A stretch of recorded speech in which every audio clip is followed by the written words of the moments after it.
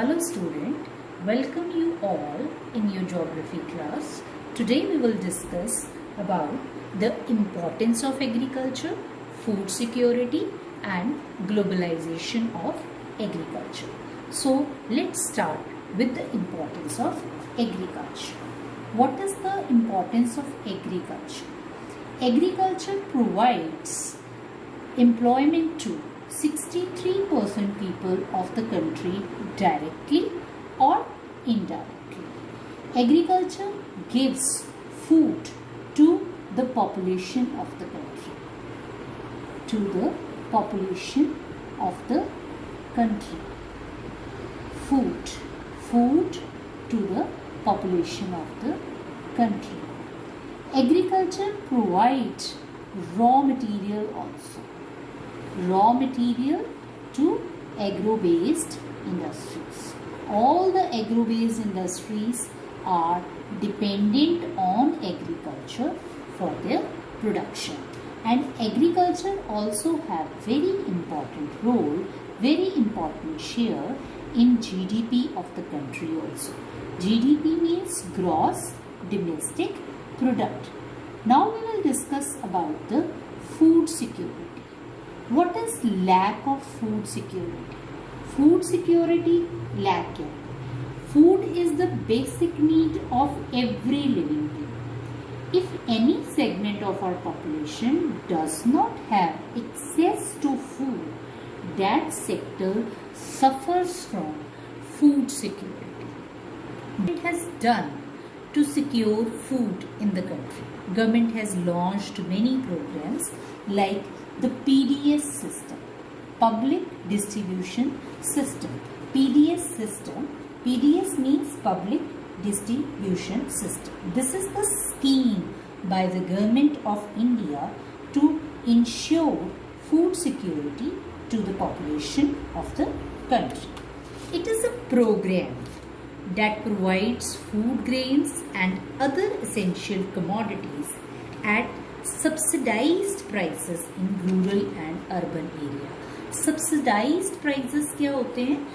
वो prices जो market rate से कम होते हैं. Every one of you have heard about the ration depots. Ration depots पे जब आप राशन लेने जाते हो तो राशन डिपो की दुकान पे जो फूड का प्राइस होता है वो मार्केट प्राइस से कम होता है. That is called the subsidized prices. और वो जो राशन डिपो है वो कौन ओपन करता है? It is by the government. और किन के लिए होता है? सोसाइटी के या पॉपुलेशन के उस क्लास के लिए जो लोग अपना फूड अफोर्ड नहीं कर सकते हैं. एट लो कॉस्ट, बहुत कम कीमत पे सारे लोगों को फूड प्रोवाइड करना, this is the responsibility of the government and this the government has done it through the PDS system. The next is, what are the main objectives of food security policy of government? इस policy का main objective क्या है government का? और what is the role of FCI?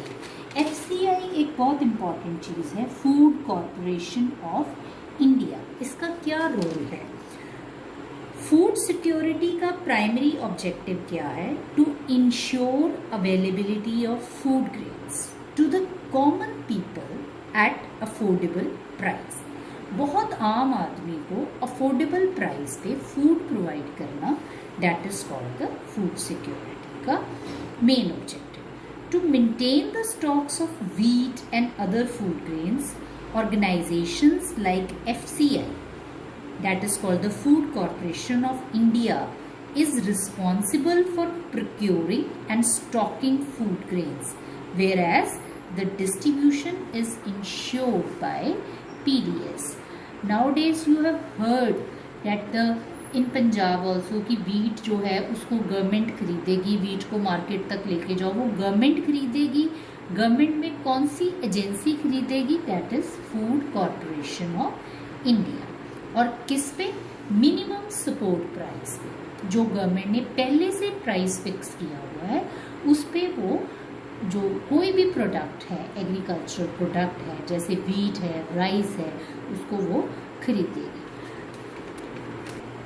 Now we start with the globalisation of agriculture. Globalisation का क्या मतलब है? Interaction of our economy with other economies. तो जब हम अपनी इकोनॉमी की इंटरैक्शन दूसरी इकोनॉमीज के साथ करते हैं तो उसके कुछ पॉजिटिव इम्पैक्ट्स भी हैं और कुछ नेगेटिव भी हैं। तो पॉजिटिव इम्पैक्ट्स क्या हैं? Globalisation enabled greater access to technological advancements। Technological globalisation की वजह से टेक्नोलॉजिकल एडवांसमेंट होती है।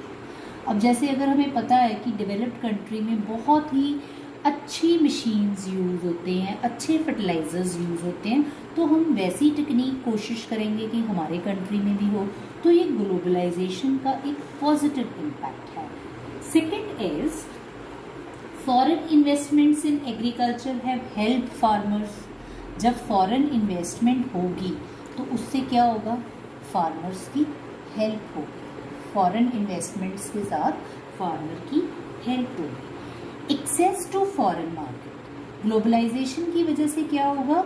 हमारा एक्सेस फॉरेन मार्केट्स तक भी होगा कि हमारा जो प्रोडक्ट है उसको हम फॉरेन मार्केट में इजीली बेच सकते हैं और खरीद सकते हैं। Improvement in food productivity. हमारी जो प्रोडक्टिविटी है, improvement in food productivity, food productivity जो है वो बढ़ेगी with the help of modern techniques and production भी बढ़ेगी। ठीक है, और हम डेवलप्ड कंट्रीज के साथ compete कर पाएंगे। It has empowered power, empowered farmers. ये फार्मर्स को empowered करेगा to understand and compete in global markets. It has negative effects also. Negative impacts are MNCs captured the Indian market, making farmers dependent on the expensive. We are dependent on expensive HYV seeds.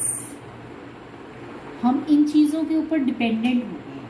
Fertilisers एक्सपेंसिव्स हैं, उनके ऊपर हम dependent हो गए हैं। MNCs जो हैं उन्होंने इंडियन मार्केट को कैप्चर कर लिया है। Number 2, attraction of global market resulted in farmers shifting from अब क्या हो गया है? शिफ्टिंग फ्रॉम ट्रेडिशनल टू, जो हमारी ट्रेडिशनल फार्मिंग थी वो धीरे धीरे खत्म होती जा रही है, to unsustainable cropping practices. Next, third, the competition from cheaper imports push down the prices of crop. कि हमारे जो इंपोर्ट्स हैं, कोई भी चीज़ जब हम इंपोर्ट करते हैं, चीपर इंपोर्ट्स जो हैं, उससे क्या होता है? हमारे प्राइस पे इफ़ेक्ट पड़ता है। प्राइस पे इफ़ेक्ट पड़ता है। कोई भी चीज़ हम बाहर से चीप इंपोर्ट कर लेते हैं तो जो हमारे कंट्री की चीज़ें होती हैं थोड़ी अगर महंगी होती हैं तो उनको लोग खरीदना बंद कर देते हैं। तो चीपर इंपोर्ट्स जो हैं वो हमारे प्राइस को इफ़ेक्ट करते हैं। Inability to compete against cheaper imports contributed to distress migration.